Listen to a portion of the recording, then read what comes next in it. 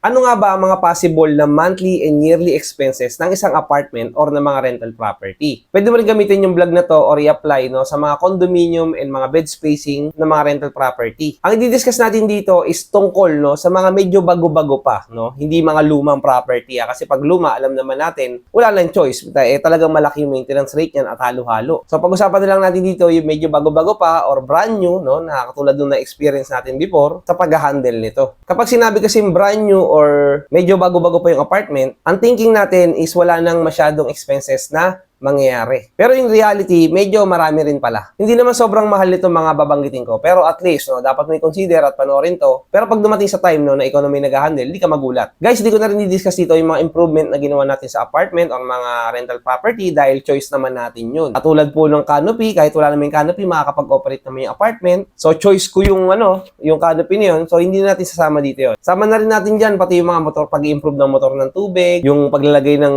metal gate sa harap ng pinto mismo para mas safe yung bahay. Hindi natin sasama yan, no? Yung mga basic things lang, no, na kailangan natin bayaran at isama sa expenses natin at hindi tatakbo yung rental property kapag hindi mo ginamitan ng mga ganitong klaseng expenses or magkakaproblema dun sa apartment. Guys, before we start, baka pwede naman ako makahingi sa inyo ng isang like lang dito sa video na to. Share nyo na rin sa mga kaibigan nyo mahilig sa mga real estate videos katulad nito. Number 1, super basic na basic to. Alam nyo naman na siguro to, no? Ito yung madalas masira, yung flush ng inodoro. Sa experience namin, ang kadalasan na sisira talaga dito, yung parang tali niya na parang kadena sa loob. Hindi naman mahal yan. Pinapalitan nga lang namin ng pangkaraniwang tali lang yan pag nasisira eh. Pero i-consider nyo rin yung other mechanisms ito dahil possible din masira yan. Sa experience namin, naka-4 na kaming ganito. Sa loob na isang taon, no, nare-repair naman, nagagawa ng paraan. Yung iba, tali yung nasisira. Yung iba, lumuluwag yung mechanism sa kanan, sa kaliwa. Nagagawa naman ng paraan. Pero still, kukuha ka pa rin at gagamit ka pa rin dyan ng manpower. Yung pinaka-major na ginawa namin dyan before is pinalitan namin yung whole flushing system and it cost us no, at least 500 to 600 yata sa whole set nito. Wala pa dyan yung manpower na naman. Number 2, doorknob. Especially sa CR. Kung alam nyo po yung mga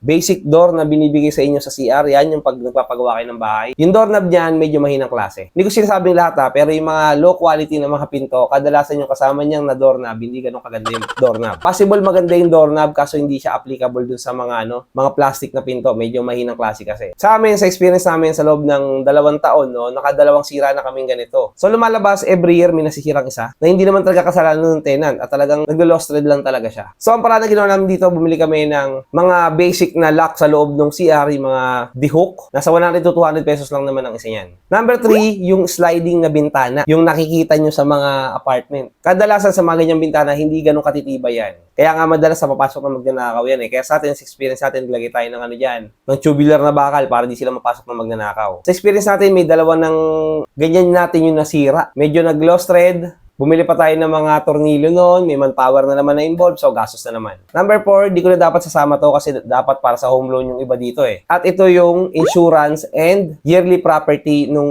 tax nung property. Kasama na rin dyan yung business tax. Sa insurance, tayo ko sinasabi may dalawang klase, MRI tsaka property insurance. Sa tax naman ng property, may dalawang klase ulit. Merong tinatawag na tax for land and tax para doon sa building. Ang lupit, no? Dalawang klaseng tax. Sa business tax naman, yun yung yearly na binabayaran nyo kung kayo ay may business permit. Number 5, pagduduplicate ng susi kapag kayo ay nagsisimula. Kung ang rental property mo is isa lang or 2 or 3, medyo mura lang yan. Pero pag ikaw ay nag-handle na ng maybe 15, rental property, 20, 30, ang pagpapaduplicate nito ay medyo mahal. Lalong-lalo na kung kailangan yung duplicate ng susi. Sa experience namin, no, hindi naman ganun karami yung duplicate ng binigay sa amin ng contractor. So, kailangan pa namin ng mas marami pa. So, medyo napagastos na naman kami doon. So, consider mo rin yan kung meron kang multiple rental property. Actually, dapat din na sinama yan no? Basic lang naman. Mura lang, pero sinama ko na rin. Ayan, number 6, cleaning materials. Ang bawat building dapat may mga cleaning tools and materials na nandun lang. Kasi kung palipat-lipat yan, medyo hassle. So, sa experience namin, bumili kami ng mga cleaning materials sa isang area.